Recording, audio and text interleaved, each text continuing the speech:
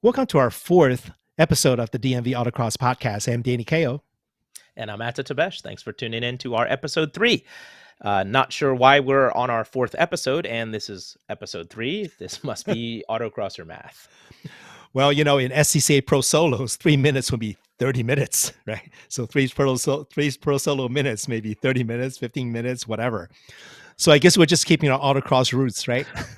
So Atta, any upcoming news and events that we should be talking about? Yeah, the NASA Autocross at VMP is on Saturday, 2/27, and that will be the last winter autocross in the area before the spring autocross season starts. WDCR SCCA, BMW, PCA Potomac, PCA Chesapeake will all have autocross schools late March through April. It's time to get ready to learn autocross if you're new and to get refreshers if you're experienced. Yep. And you can find all DMV Autocross events from now until the end of April listed in the DMV Autocross group on Facebook. Just check the event section and it will include registration links for every event from Motorsports Reg. Finding events can't be any easier now. So did you register any events, Atta? I actually did. I registered for the Benz Club season sub, and I registered for Brandywine to keep my number. So I don't have magnetic doors, so I need to use vinyl numbers. So I need to sign up early and lock in my number for multiple clubs, or else I can't race. So that's a good strategy for those who want to keep your numbers. Just register early, then you grab your numbers. Yeah. Yep. That's perfect. All right. And then now for our autocross weather forecast for the remaining month of February, here's our astrologist, Alan Claffey. He's a meteorologist. Hey guys, welcome to the meteorology section, not astrology, Danny. Now, if we are looking at the grounds here at Stately Claffey Manor, we will see there is no snow on the ground. There's no reason for you to think we're going to be delayed in getting the season started. So get those early season registrations in. If you believe in rodent-based meteorological predictions, and I do, you'll know that the groundhog is predicting an early spring. That's good news for us who like to play with cars. So let's get these projects rolling. Unlike that one, which isn't going anywhere because parts haven't shown up yet. So I'm stuck here in the driveway working on boring cars that need oil changes. But remember, when we get going, it's still going to be cold. If you're going to VMP in February, it's going to be cold. So make some new friends, get some co-drivers, get your tire blankets, dress in layers, all that good stuff there. It's going to be fun, but it's going to be cold. If you are not prepared, you will not have a good time. We don't want that. We want everybody to have a good time. So get prepared. And back to the studio. Thank you, Alan. The only event remotely similar to an autocross was the Refrigerator Bowl at Summit Point last Saturday. Here's Atta with the last Refrigerator Bowl highlights of the year. Atta. Thanks, Danny. So here are the results from the track cross today. SA2 was won by Brian Carwin over Greg Pollock with a 48.6 to a 49.2. It was a great battle. Tyler with the fastest front-wheel drive in his Civic Type R. Nick Dramansky wins SF2. Kramer got FTD with a 41.7 on some Hoosiers. Wow. Atta won CR2 with a 49.1. Norm was the second fastest time of the day with a 48.0. Yeah, Norm. Dean wins SR2 and he has the correct number this time. So we're really proud of Dean. The closest battle was in SR1. Dylan over Andrew with a 0.044 second difference. Unbelievably close. And Jason Ford wins Novice. Back to you, Danny. So for the afternoon results, here's Atta again at the Refrigerator Bowl. All right, thanks again, Danny. Well, that's it for the Refrigerator Bowl this season, as we just finished up the afternoon runs, and that is championship event number 7. It's an absolutely beautiful day. The sun is out. It feels really nice. It's in the 60s, and the day ended with fantastic runs. Greg caught Brian and took that last final victory away. It was fantastic from both of them. Andrew caught Dylan. That was amazing to see them battling so close all day long in the morning and in the afternoon. Fastest tire time of the day goes to our favorite Norm Flowers, and fastest overall time went to the Hoosier-powered Kramer. Fantastic driving from all that showed, and it was a beautiful day. Really missed you guys if you didn't come out here. Can't wait to see you all in the spring. For our Feature of the Week segment, we would like to cover an interesting, informative, or fun topic which could benefit all autocrossers. We are honored to be joined by Mr. Eric Legore, the autocross ringleader of the Greater Washington Section Mercedes-Benz Club, to tell us more about our first featured club in our podcast. Welcome, Eric. Thank you. Thanks for having me. What you guys are doing for DMV Autocross with your Facebook page and these podcasts are much needed, and I think probably appreciated across the board. So thank you. No, thank you, Eric. Yeah. You know, after attending multiple events with all the clubs, everybody literally knows everybody anyway. But there's definitely a lacking of a centralized place where the entire DMV Autocross, clubs are advertising ourselves. So hopefully, we're doing our best to see if we can get a lot more fun for everybody when they join the events. Yeah, and we really love talking. So yeah, well, I really love talking. And Ada's probably more. Anyway, okay, I'll keep talking, and again, thank you again, Eric, for joining us, and we're definitely honored to have you.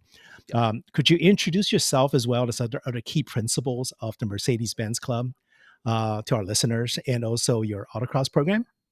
Sure. So my family, my wife, my son, and I have been autocrossing for about 10 years, and we started around 2013 up at Cumberland at the airport. And we got hooked right away. That was a great time up there. They had the 2-day events, and they run their courses out there on the runways. So that was 2013. 2014, we started going to events with various clubs around the DMV area, and one of them was Mercedes down at Winchester at James Wood High School, and they were. That club, by the way, our club has been in existence, the autocross piece of it, for over 40 years, long before I came along. But in 2014, they were going through a transition with leadership, so they asked, they were looking for help running the events, and Ben Weber, who he'll probably listen in this podcast, but he volunteered to lead it. And he was looking for volunteers to help him run the events. So Diane, my wife, and Rex, my son, and myself, we volunteered to help Ben out there. So fast forward to 2014, 10 years later, we've got a whole team of people helping us out. And it's really those guys that are the reason that we're having success these days, and the events are fun, and I appreciate the opportunity to call them out here. So you got Cedric Beck and Derek Locke. They run the tech at each event. There's Kevin and Tammy Santana. There's the Sortbergs, Scott, Colin, and Lisa. Ken and Josh Bain, John Heflin, and John Heflin is one of the very few Mercedes drivers. He drives a Mercedes at each event, and if you haven't seen him drive his station wagon Mercedes, you're in for a treat. Oh yeah, he's a total madman. He's awesome in that car. Yeah. By the way, he's a master mechanic for Euro motor cars down in Bethesda, so he knows his Mercedes both mechanically and drivability wise. No, and last Ron is awesome. Yeah, it definitely was. Yeah. Diane and Rex, who've been helping out big time for the past 10 years. So that's our club, or at least that's our core team that helps put on all the events, and we're very thankful for them all and all they do. Yes, we are. Everyone is thankful, because without volunteers like them, we wouldn't be able to do what we love, which is going out there and dodging cones. Yep. And then just to follow up, Eric, and I attended quite a few Mercedes autocrosses in the last few years. I've been to James Woods, and I remember Bob Hausman drift himself onto the lot and doing crazy things. I better shut up and not talk about that. But then again, I'm always impressed with the fast and fun courses that the club designed. I mean, last year there are 2 or 3 courses I went to with that I ran on. It was just absolutely incredible. And I'd like to know your course design philosophy and how do you come up with these fast and fun courses one after another? Well, I have to give the credit to Scott Sortberg. He's been designing the courses the past 2 years. His philosophy is, as you said, fast, flowing, and he tries to balance horsepower versus handling to not give a bias towards a Corvette over a Miata, because we want the Miatas and a Corvette to have equal chances at FTD. And with all that, we put an emphasis on the safety, because we know that the drivers are not all the same skill level or the same temperament. So when there's a long straightaway coming into a fast or a slow turn, he designs so that there's runoff there and there's a margin of error. And he also tries to his designs are intended to get multiple cars on the course so that we can get more runs per driver, and we're always striving to make the events run more smoothly so we can get more runs in. And for as far as his creativity, he's got it. We all appreciate it, and hope he keeps those designs coming. Yeah. It was just wonderful. I mean, every event I went last year, I truly enjoyed the whole, like all the experiences and stuff. So really thank him. And then, and again, I'm also impressed with how well you organize and to be really clever at these events, right?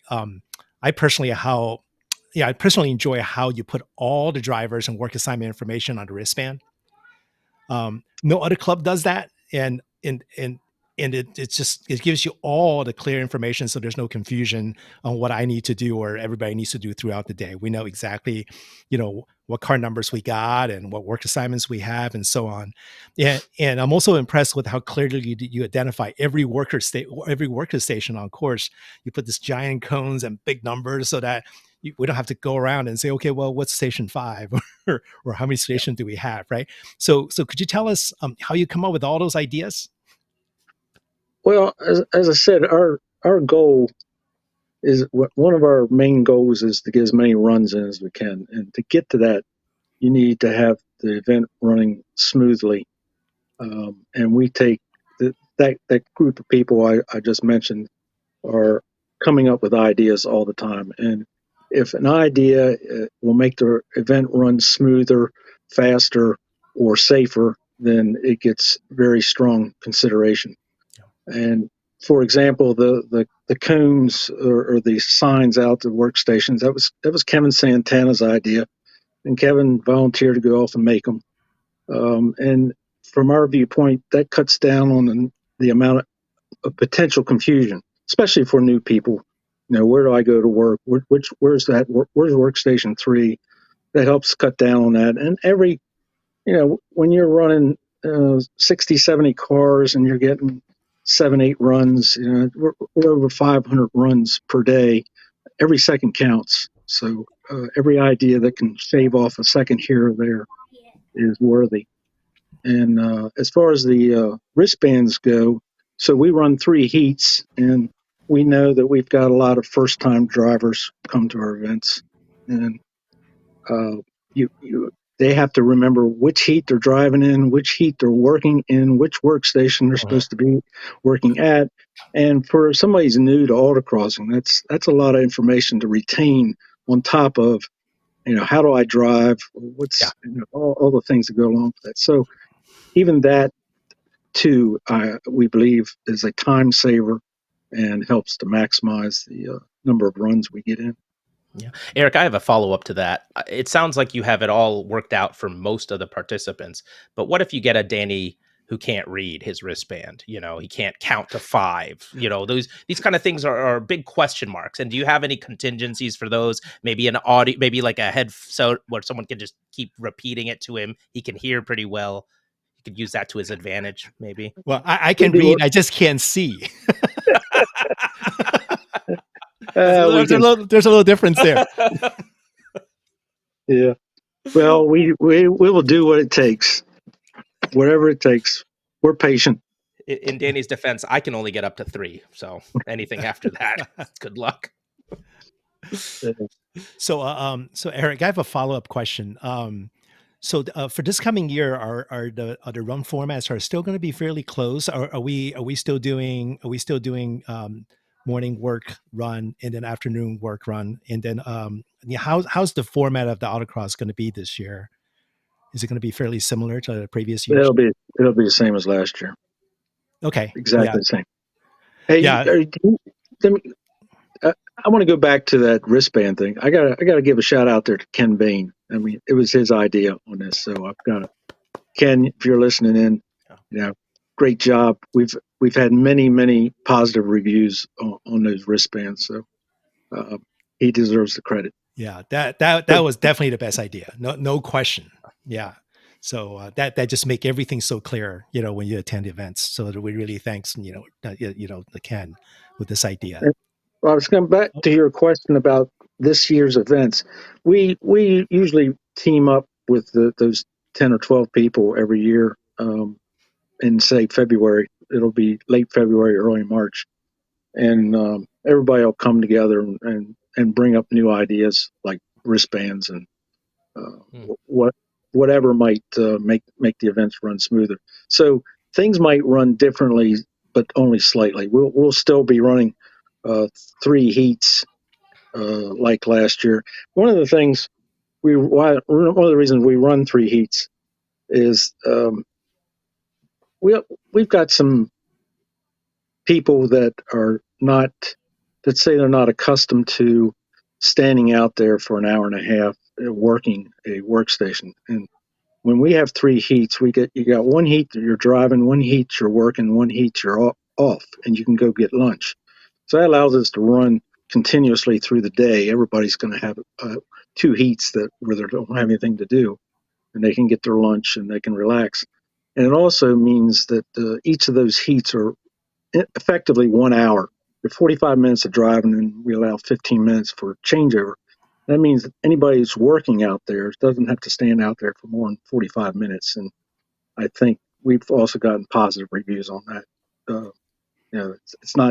It's not too onerous to be standing out there for only 45 minutes. Oh yeah, definitely. So, the format is definitely wonderful. Yeah. So we get plenty of runs and then we don't get tired from working. So it's definitely an excellent format. Yeah. So I don't see any major changes coming. Yeah, that'll be awesome. And also, is there anything that you would like the listeners to know about the events coming up? Do you have anything new or fun in store? All I would say is I would like them to know that as time goes on, we seem to be filling up events, filling up our registration spots 2, 3, even 4 weeks in advance. So like for this first event in March, we've been booked up over 2 weeks already, and the first event's not until March 23rd. So there's a dozen people on the wait list. So I would say if you want to come out and run with us, we'd love to see you. But register early. Go to Motorsport Reg and register weeks in advance. We give refunds for cancellations up to the Wednesday before the Saturday event. So keep that in mind and register early. So I saw the season subscription and I jumped on it right away. Thank you. That's the best deal in the whole area. Out of, if you do the math per event, that is by far the best deal, with the registration fees and so forth. Is there any more spots left for anybody to join, or that's all full? There are a few spots left for season passes. We give a 15% discount if you buy a season pass. We got 9 events. We're going from March through November. So if you have a season pass, you're guaranteed a spot at each of the 9 events. If you don't have a season pass, you better sign up early. I think that's the best advice I can give. Yeah, thank you, Eric. So now we have some bonus questions, and it's very, very important. It's extremely important. It's because it has potential of impact of billions of dollars, right? Billions of dollars. Billions of dollars. And it's why most of the podcast listeners are tuning in to this specific episode. Billions of dollars, right? Yeah. So with the recent development between Mercedes and Ferrari, are you worried about some of your best drivers leaving and go run with the Ferrari club? Yeah, I think I've heard they run an event down Summit Point at least once a year, maybe. Yeah, but what happens? What happens if they pay every driver $70 million a year to just go around with them? Million a year. Yeah, sign me up. I'll go he said, "Sign me up." So you're switching team principal to Ferrari if that's the case. I mean, 70 million's not a little. It's not a little. Is that what he's getting? No. The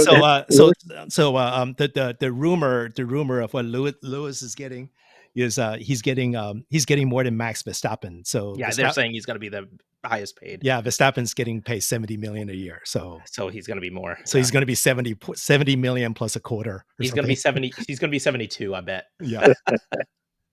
So you if you watch F1 and you listen to the what goes on with the Ferrari between Leclerc and his race engineers and the track management decisions they make, Leclerc is very diplomatic and really keeps himself under control. Do you expect that Lewis will do the same when he's in the same predicament as Leclerc? No, I don't think Lewis is going to listen to them at all. He's going to tell them when he's coming in and when he's staying out. That's right. That's what Vettel used to do, and it helped him out a lot. They're telling him to come in, and he's like, "I got new tires 10 laps ago. I'm not coming in." Like, so Ada and I will answer you based on that little comic that we saw yesterday. So to answer your question, let's pretend I'm Lewis. I'm going to say to Ada, is it hammer time? We are checking. We are checking. We are checking. And then then as soon as I say it's a hammer time, and then Ada wait until I go past the start entry, and he asked me to box. You're like, I am literally past the entrance to pits. And then I'm supposed to scream at him. Yes. So Leclerc, if he stood his ground a little bit more, he would have had he came in that one time yelling at them that he needed to stay out. He even knew at Monaco. You remember that? Like, he was like, "Why are we pitting?" Like, as he's pulling into the pits. Well, I wish wasted. Yeah. I wish that Lewis will bring the Mercedes club's organization of autocrossing into Ferrari, so they have a little bit of a discipline. How's that? Yes, there you go. Because Mercedes has that discipline as an organization, just like our local Mercedes club here. So it's perfect. Yeah. Well, thank you. I think that, and I'll also add our club president. I mean, this not of autocross, but of the Mercedes Greater Washington section is Rugger Smith, who's a champion for autocross, and his backing is what makes it possible for us to run there at Summit and continue to do so. So thank you, Rugger. Awesome. Okay. That's wonderful. Thank you. And thank you, Eric. And thank you for joining us today. We hope you'll come back and join us for later podcasts going down the line. Mercedes-Benz's first event is on Saturday, March 23rd at the Washington Circuit at Summit Point. Registration is already open, as you've heard Eric say. Season subs, there's a few more left. Eric, Danny, and I will all be there. I signed up for the season pass too, so please come and join us. And thank you again, Eric. Thank you. Okay, thank you so much, Eric. Thank you for joining us. Look forward to seeing you in March. We'll see you in March. Yep, great. Thanks. Thank you. Thank you. For Meet a New Autocross Friend, I'm happy to introduce Josh Burns to everyone as our new autocross friend. Josh has been autocrossing for a couple of years and is the father of the DMV Autocross Facebook group. Greetings, Josh. Hey, guys. Thank you so much for joining us. Hey, Old man Daddy. time. The We're gonna call him father. Dad. I like it. We're calling him father, not dad. Oh, no not one's dad. calling him Okay. daddy. All right, okay. No one's We're calling me not doing daddy. that. All right. Cut that No. out. Oh, no. All right. Awesome. Thank you for joining our podcast, Josh. This is really your podcast since you're the founder of the Facebook group, right? So can you tell us how you started autocrossing? Give us a little history of, your autocrossing career, Dad. Yeah, absolutely. First off, no. I'm just a guy that ran a Facebook page. Danny, Atta, you guys actually taking the initiative and making this work. I appreciate it because this is not my thing. So you guys are awesome. It's so cool. I've watched a couple of the episodes now, and I'm not a podcast guy. Honestly, when you guys brought this up, I was like, okay, that's gonna take some work, but you guys are doing it, and I'm so thankful that you are. So I want to get that. I want to get that out of the way first and foremost. So I am still a novice. I saw on, you guys do the novice walk on your interviews, and I take advantage of those walks because I've only been doing this is my second solid year of doing autocross. I was in the military. I was in the Navy Reserve, and I just retired last year. And the Navy Reserve, it takes time away from your regular schedule. You just have to work 5 days a week, and then you got to do your drill weekends. So my autocross life was hit and miss because I was still having to do my military stuff and trying to figure out, could I race or whatever else. So now I'm retired, and now I can actually do it. So I've been trying to be really active these past couple years. That's been it. Just 2 years. I'm still a novice. I love it. So what are you driving right now? Can you tell us a little bit about what you're driving? Well, we always know that Miata is always the answer. So I'm biting I'm nipping at the heels of Jack, Chrissy, and C Street. Awesome. And when I say biting at his heels, I'm like, well, I'm so far behind Jack. But I got an ND2 Miata RF, which I think is the sexier one. I'm sorry, guys. Sorry, you soft top guys. The RF, it looks better. But I followed Danny's advice, and I threw a sway bar in the front, got some sticky tires, and made sure that C Street class is what I wanted. That's what got me into it. Yeah, absolutely. That's perfect. All right, now tell us a little bit about how the DMV Autocross group got started. Give us that history. So it all goes back to, of course, motorsports.reg. We've talked about this. We all know, we beat it into our heads. Like, if you want to find a race, motorsport reg is the way to play, is the way to go. What I wasn't finding, though, was interaction between the race itself and then the results or information leading up to the race or anything like that. Like, I'm not taking that away from the groups. It's just, it wasn't maybe their priority. I don't know. But I felt that I wanted to take my experiences with SCCA, the National Capital Region of the BMW, the Porsche Club. They've been very accommodating. I haven't done any runs with Mercedes, or I even heard there's a Ferrari club, all of those. But those were the three that I was involved with. And I wanted to see something that was at least talking about when the meets were, and then trying to find a way to post the results after. And if there was a guy that took pictures, even better. So it took a little bit of time to find all of those things and make them work. And Josh, I love how you managed somehow to convince 1,200 people to join the DMV Autocross Facebook group. What is next, right? And what do you see the future of the group? Well, I can't say that I was the one responsible for that. Being friends with Mike Brown, I think he's had some roots in this area for a long time. It doesn't hurt that he lives literally down the street from me, which is really weird. But I think he had those connections. As me being a newbie, he's been doing it for a while. I find out that he's bought all of your cars, Danny. Is that the case? No, just one. He's a great customer, but I have loyal customers. Like the Clappies. From what I'm understanding, Danny's cars get passed around like ex-girlfriends. I don't know. Maybe that's the thing. No. I have, Josh, I'm not even kidding. I have one of them. Even better, man. No, I mean, you shouldn't think of it way like that. I'm the one that trains them. So yes. So I trained the tigers and I released the tigers to you guys. Whatever you got to tell yourself to make yourself feel better, go ahead. Rawr. That's right. That's exactly what I did. So this year coming up, Josh, I'm assuming you're ready to go. You can't wait to get out there. What events are you planning to attend this season? Where can the people find you?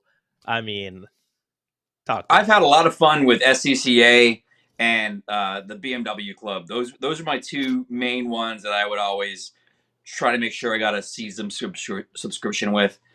Last year, all I did was SCCA. I just couldn't find the time to squeeze both of them, but I'm hoping this year I can do it. And now it's just I'm looking for a set of new sticky tires to make sure that I can get going there and spend just more time behind the wheel. That's really what it's been. I've learned that it's been the biggest thing from talking to seasoned autocross guys is like you're not going to know unless you actually get it done. So. So, just out of curiosity, what tires are you running now? Oh, of course you're asking me. Shoot. Of course, yes. Yeah. Oh man. And you're on the Bridgestones or you're on the Yokohamas? No, I'm on the man. What is the way? Jack Christie now is yelling at the monitor. I'm sure he's screaming right Vitor now. Tempesta Screaming. P1. Yeah. Oh gosh, I'm not even. Oh, are you on the Vitors? I can't. No. He's not on the Vitors, Danny. Why would you say that? This is a family-friendly podcast. Can you cut this part out? No, I'm gonna leave it. So Josh, I might have a tire for you. I might have a set of tire for you. So just we'll talk afterwards. You can have it. I'm gonna give them to you. I am not taking Danny Cow's leavings. Okay. Leavings. Sloppy seconds. The sloppy seconds. There's nothing wrong with the Vitors. Why? What is going on with the people? I'm gonna run down to my car right now and see what the heck I have on those wheels.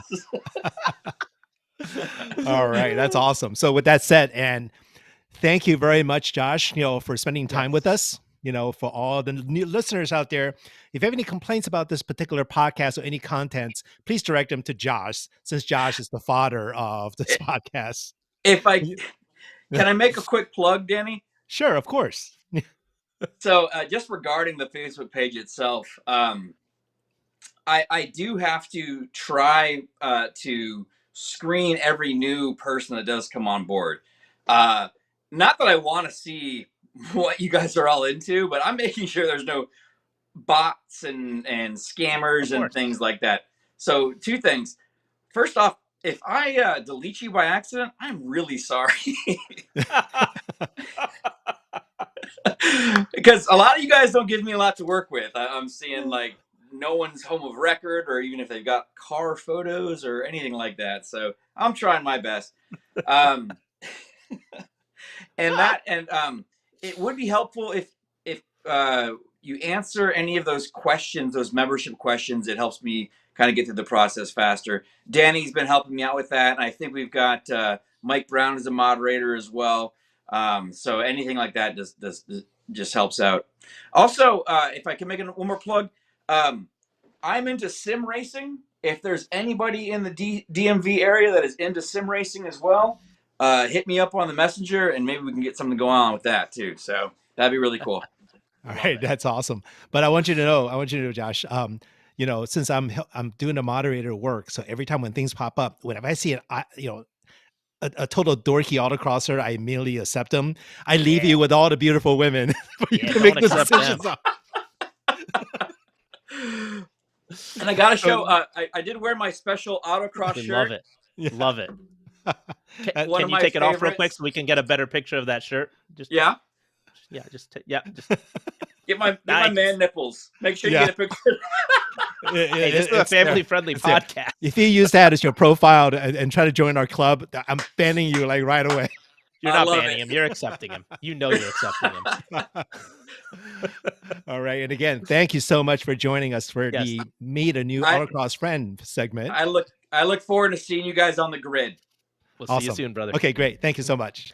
This concludes our podcast episode. Everybody is excused except for the novices. Our novice meeting begins now. In our last novice meeting, which ended with you getting ready to drive your car to tech for tech inspection. To have a successful tech inspection, the preparation really starts at home before you leave.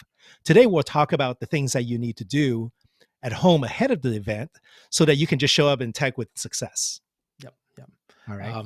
What you just said, Danny, is so important. I try to do as much as possible at home before I leave, so that I have the least to do when I get there for tech. When you're doing your tech inspection at home, you want to do everything possible so that you're almost replicating exactly what you're doing at the tech inspection ahead of a time, so that when they go through that process, there's nothing to worry about. And of course, let's just think about some basics, right? One of the things that we definitely need to start doing is when you get into a car, go ahead and pop the hood and start checking everything under the hood.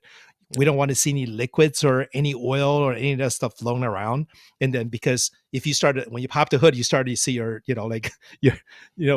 over the valve cover is full of oil. It's going to raise all kinds of suspicions for the people to kind of check, more stuff. But basically you want to do that. And then this is also a good time to check to make sure that your fluid level is in the right place. Make sure you have motor oil. For example, if you have an MR2 running at, half a quart low, your motor might go. Danny, don't go there. I know. He's my friend. My went, okay? My friend. My went in Harrisburg because I was running half a quart low. So things like that, make sure your oil is still in the place, right? And then also making sure that, this is the perfect time, if your battery's in the front, make sure it's tight, make sure the cables are not loose, right? Because that's the first thing that you'll get failed on. If somebody grabs a hand and try to rock your battery and it moves around, you're not passing tech, right? So, and then it's also the time that you can check all your other fluids and make sure your brake fluid's good, make sure your coolant level is good. And if you're a series autocrosser, you emptied out, suck all the windshield wiper fluid to save your 5 pounds in the front of the nose, things like that, right? But anyway, check the front of the car first. Then you get into the tires section and tires and rims. Go ahead, Ada, you want to talk about the tires and rims and check for bearings? Sure, yeah. So at some autocrosses for their tech inspection, they'll grab the top of your tire and they shake it back and forth. And what they're doing is they're feeling for the wheel bearing. If they can feel that movement, and it's not a live axle Mustang, because if you have a Mustang, you might feel that axle and just, you're fine. But like the wheel bearings on, like, say, Civics, RSXs, all the above, if you feel them moving, they're no good, right? You shouldn't be able to feel that clunk moving when you're shaking it. So they'll do that. Some autocross groups even check your lug nuts. They have, I've seen PCA Chesapeake will come and just pop, just to make sure that they're on tight. So if you do that at home, you don't have to run into any issues. You know what I mean? And they also check your tires for the cord. If your cords are showing, that's a fail. So you just got to make sure. And some of these autocross cars have a lot of negative camber, right? So they're riding on that inside a lot. So you just want to take a look, stick your head under, just make sure you're not showing any cords and you got good tread, because you also don't want to lose to your arch rivals, right? So sorry, I mean friends, your friends. Sorry about that. Go to I don't know, Harbor Freight or Home Depot or something and get yourself a pair of mechanic gloves. And then when you feel the tires, make sure the cord's not showing. Obviously, if you don't wear gloves, that's the quickest way to get blood over your hands, all over your hands. Yeah. Be careful with things like that. And then, and again, wheel bearings or lug nuts, make sure it's tight, right? Yeah. You know, at least to the minimum of the factory specification. Don't over tighten them, because you know that nobody wants to see a wheel fall off. Nobody. You know, I've seen plenty of wheel fall off because people didn't make it tight enough. No one wants to see Yeah. that though. Like that's not a cool way to go. And the worst one I've seen is in the middle of a run, a tire pop off, and it happened at Toledo Express Airport, right? Oh Picture man. your tire bouncing up and down and get on a runway and crash an airplane, right? So Oh don't no. ever do that, Oh right? no. It's your car. So make sure that these things are fine. And so now let's work through the interior of the car, right? Yes, this is my favorite part. Yeah. Okay. So then Adam, you can take the interior. Okay. I do the interior prep at home. I don't even do it at the autocross. And what I mean by that is I don't take my floor mats to an autocross anymore. I leave them in my garage. Done. They literally sit in the garage because if it's really windy, they can just blow away too. Like you got to think about stuff like that. And then, you know, it's kind of hassle. And if you have anything in the car, just remove it. There's no point. There's nothing. Make your life a lot easier. Make your life simpler. It's early in the morning when we get to autocrosses. Any little thing I have to do less, I'm happy about. And I do all these things. When I say I'm doing them at home, I'm not doing them that morning. I'm doing it the night before because I'm so tired when I wake. I'm getting tired thinking about waking up right now. So a couple things that come to mind, right? So clean out your car really, really well, because the first time you hit that brake hard, you know, I'll tell you, anything can pop out from the bottom of your seat, right? I mean, rubber ducky, you know, empty McDonald's drink cup. Danny, can I expose myself real quick? At the last track cross, I heard something clinking, and I was like, what is wrong? And I was hoping it wasn't something mechanical with my car. And I always empty out my car, right? And we get back in to line, and I was like looking under my car to see where that noise was coming from, and I didn't see anything. So I take my second run, I heard that clanking again, and I was like, something's really wrong, right? So I was scouring everywhere. My third run, out of the corner of my eye, when I get back, like I was like shutting it down at the end, I saw a neon orange field hockey ball roll from under my passenger seat forward, and I had like a mini heart attack. I had taken my daughter to field hockey, and her ball must have come out of her thing, and it was in the car, and I didn't see it and I didn't hear it, and it could have been dangerous. Like Yes. it could have been. I'm not even kidding. So I'm sharing my horror story so that, you know, double check everything, because I checked everything, but I didn't see it because of the way it was like wedged under that seat. You know. That's right. So, You know, just picture that ball rolls from your seat underneath the brake pedal or yeah. underneath Right. the throttle. Yep. And so when you hit your brake, you're hitting the ball. So Right. so things And like that, it's very, very important. Thankfully, it's the passenger footwell is contained. The driver's footwell, it could have not come over, but I got lucky, right? Like, so Yeah. And one other thing I can share is you know how this garage door openers that you sometimes you put on your visor and stuff like that, make sure that's on tight. I have races where like halfway doing it, it flew off and then almost hit me in the face and went to the back, and then here goes my garage door opener. oh my god! Right? And it was a convertible, so I have no idea what the heck it went. And, Oh, so it literally left. it left. So the thing is I look over on track. I couldn't find all that stuff. And then when I got home, you know, it got stuck between once I rolled my top up, it got stuck around the corner. So I got so lucky that I got so lucky. This could fly out anywhere. And also I used to have like GPSs that were just using like suction cups and stuff like that mounted on the windshield. Flying all over the place. It fell off and then just went outside. Oh my. Yeah. So things like that is very important. Also, I want to add one more thing. Floor mats, right? Certain organizations like SCCA, they have the rules that if you have a factory approved, mounting points that your floor mats won't move around, they allow you to keep it there. But that doesn't mean that every other organization will allow that. So if you go to PCA Potomac events, don't even argue. Just take the floor mats out because that's their rule. So things like that, you know, like read the subs and all that stuff, understand before you go. And then just remember, every organization have a little bit of a rule difference, and you don't want anybody else to apply your rule to somebody else and vice versa. So make sure you understand the rules before you go. Okay. I have a question for you though, Danny. Yeah. Why would you ever have your floor mats in? If you take them out, your car's lighter. Okay, so to be frank, I would try to run with floor mats in there as much as I possibly can. Why is right? that? The reason for that is, for me, is pretty simple because if you have an expensive car and then you don't run with floor mats, your heel will constantly rub against the actual Ooh. carpet, right? Okay. So I have, if you don't drive much at all, no problem. But if you drive all the time for a couple of years, 3, 4 years, you're gonna Uh-huh. leave a hole where your heel is, Okay. right? So Okay. Yeah. now replacing a set of interior carpets on a Porsche is $2,000-3,000, Okay. I right? hear you. The floor mat is $100, Sure. Okay. right? So Yeah. so it's purely to preserve the condition of your carpet. That's Okay. that's the only reason why I would do it, right? But then again, you're running. The reason that people want you to remove it is because if you don't completely fasten your floor mats and then Could slide. fix on the ground, it could slide underneath Oh your yeah. brake pedal, which Yep. causes all kinds of other issues, similar to the hockey ball, Yeah. right?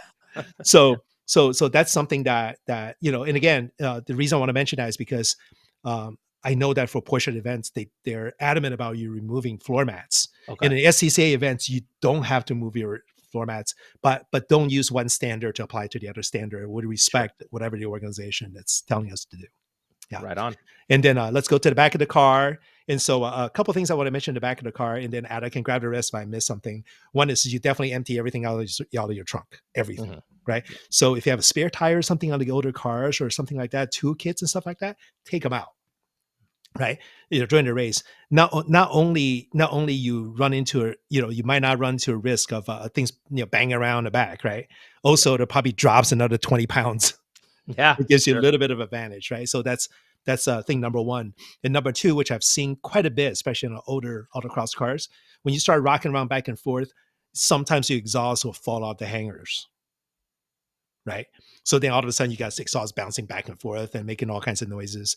And so one of the things that if you want to check, that they're not going to check during tech inspection, but I would recommend periodically, especially if the exhaust is old or mount is old, making sure that that's on there good. If not, just get another mount from Advanced Auto Parts or something and Mhm. replace those rubber mounts, and then throw some WD-40 on it to make it easy to take on and off, right? Mhm. Yeah, that would be my recommendation. And so anything else, Ada? No, that was spot on. The only other thing I can think of is if you do want to record some of your runs, some of the organizations require you to have a little tether to keep your camera on in case the suction fails, in case the mounting fails. It's still tethered to your vehicle or whatever. So it's the only other thing. I think that going back to your WD-40, don't some people use some other kind of lubricants for the Yeah, hangers? yeah. So basically, WD-40 we're similar to what's the other It's like brand? Yeah, the it, penetrate lubricants and okay, so any type it will work. it's like an automotive version of KY jelly then. Okay, I was just checking to see what that is. I'm not sure how Kind that works. I don't. kind of. I don't do that kind of stuff, so I I don't I really. I don't do that No. kind of stuff Yeah. neither. Yeah. Yeah, Me neither. I'm almost 60. There's no need We- to. I I'm don't. almost 61. Beat that. Yeah, I don't visit that stuff. I don't visit that stuff. We don't subscribe to those we channels. don't subscribe to those anymore. All right. So, what's important is once you hear our, charades about what to do at home, the beauty is when you get on the site before you drive to tech inspection, you don't have to do anything else, right? Yeah. So the only thing that you have to do if you do all the work at home, the only thing you need to do is when you go to tech inspection, make sure your numbers are on. Yep. Right. Floor mats, if it's removed, just take it off either at home or whatever, right? And then what I would recommend a lot of times is even at home before we leave, preset your tire pressures. Have your tire pressures set so that when you get to the track, you don't have to fumble around and set those tire pressures, right? Mhm. And then the other thing that you need to bring to tech inspection, other than yourself in the car and make sure the numbers is on, is your helmet. Yep. Right. Make sure your helmet is on. I believe right now, I think we're on the SA 2010, M 2010 for most organizations now. So autocrossing is I believe the helmet is 15 years for the expiration. So by year 2025, you have to retire your 2010 helmet. So then you have to have a minimum of SA 2015 or M 2015. And then for other racing organizations for track, it's probably 10 years or less. So, but for autocrossing, it's fairly flexible. So 15 years, just make sure that you don't have a dot helmet. dot approval is not enough. right? You want to have either SA or M or Snell rating of some sort. So, Adam, anything else before we wrap up this novice meeting? No, I think that we just go back and we look at the journey we've come to so far, and we have registered online, right? We've made it to the event. We have now registered and teched. Now, what's going to come after that, Danny? So we're going to we're going to be talking about course walk, because right after the tech inspection, you're going to be doing course walks. So that will be the next thing that we want to cover. And then there's one thing I forgot to mention, that when you drive to tech inspection, they're going to do everything that you did at home, right? The one additional thing that they may ask you to do is probably blip the throttle and hit the brake pads and all that stuff. So just follow whatever the tech inspector tell you to do, and you'll be fine. Perfect. All right. Okay, great. Awesome. So so then again, please join us for our next novice meeting, and we'll be talking about course walk. So don't miss it. Awesome. All right. Okay, and that wraps up our 4th episode of the DMV Autocross Podcast. And thank you for spending the last half an hour. Well, probably going to be great. It's probably about 45 minutes to 50 minutes now. It's going to be a long one. Yeah. So we again hope you find this, really informative and fun. Yeah. Don't forget to join us for the next episode. Until then, keep those tires on the track and that wing in the back. All right. Thanks, everybody.